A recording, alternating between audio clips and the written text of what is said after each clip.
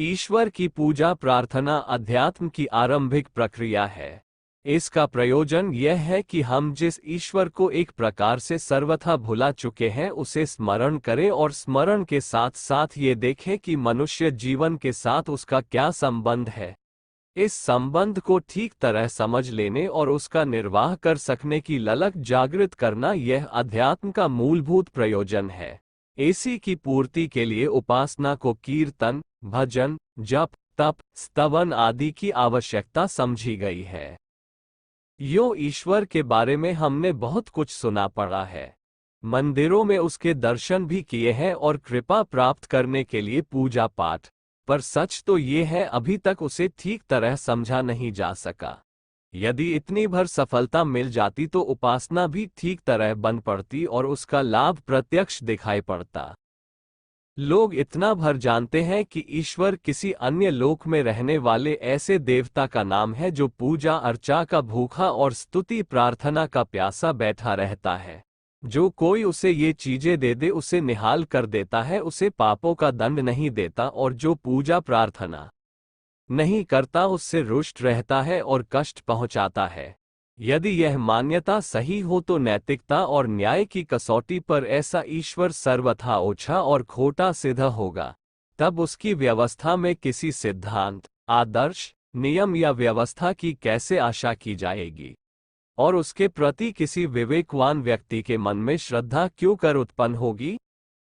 सच्चाई प्रचलित मान्यता से सर्वथा भिन्न है। ईश्वर सर्वव्यापी दिव्य चेतना को कहते हैं जो श्रेष्ठता के रूप में मानव अंतःकरण को विकसित करती है। ईश्वर एक प्रेरणा है जो हमें उत्कृष्ट जीवन यापन और आदर्श क्रियाकलाप अपनाने की ओर अग्रसर करती है। ईश्वर एक प्रकाश है जो हमें न्यायप्रिय, विवेकशील और कर्तव्यनिष्ठ बनने के लिए मार्गदर्शन करता है।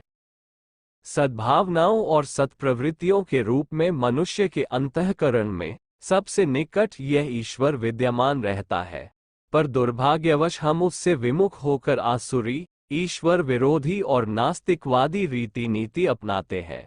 हमारी बुद्धि में स्वार्थ भरी संकीर्णता समाई रहती है। वासना और तृष्णा के लिए अंतःकरण लालायित रहता है। ये प्रक्रिया विशुद्ध रूप से ईश्वर विरोधी है। नियति के निर्धारित चक्र का व्यतिक्रम करके कोई चैन से नहीं बैठ सकता। नास्तिक को न शांति मिलती है न संतोष। वह सदा पतित और व्यथित ही दिखाई पड़ता है। उपासना इसलिए की जाती है। देव दर्शन, पाठ, जप, ध्यान, पूजन आदि का प्रयोजन यह है कि ईश्वर हमें याद आए। मानसिक चिंतन और शारीरिक कर्तृत्व में ईश्वरीय महत्ता को ओतप्रोत करने की आवश्यकता अनुभव होती रहे, साथ ही इस बात का भी भान रहे कि ईश्वर और जीव यदि मिलजुलकर एक होकर रहें तो उससे हर्ष और आनंद का विस्तार होगा।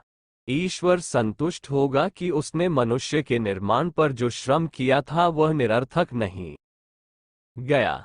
जीव आनंद अनुभव करेगा कि उसने सर्वशक्तिमान सत्ता के संकेतों पर चलना स्वीकार करके उसका स्नेह, सद्भाव और अनुग्रह प्राप्त कर लिया।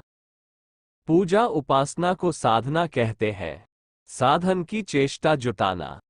साधन अर्थात प्रयत्न, उपकरण, क्रियाकलाप। साध्य ईश्वर की अनुकंपा की प्रसन्नता और सहायता की प्राप्ति। साधन एक उपाय भर है। प्रार्थना, स्तुति, पूजा, जप उस कर्तव्य का स्मरण दिलाता है जो हमें ईश्वर प्राप्ति के लिए करना है। आत्म परिष्कार, लोक मंगल, परमार्थ से युक्त मनोभूमि और क्रिया पद्धति ही वह मार्ग है जिस पर चलकर ईश्वर प्राप्ति होती है।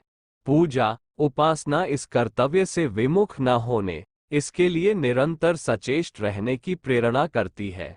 इसलिए उसे भी प्रथम चरण के रूप में आवश्यक ही नहीं अनिवार्य भी माना गया।